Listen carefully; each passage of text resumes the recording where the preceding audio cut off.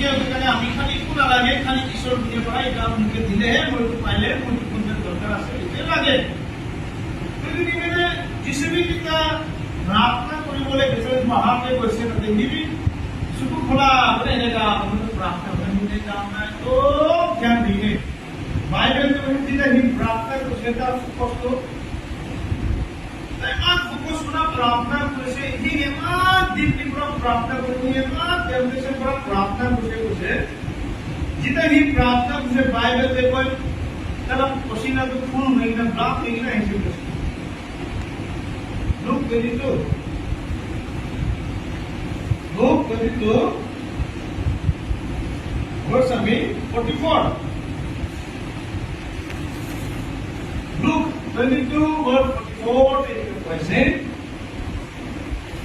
ভয় লাগিলে তাই আৰু জোৰ প্ৰাৰ্থনা কৰিব শুৰু কৰিছে।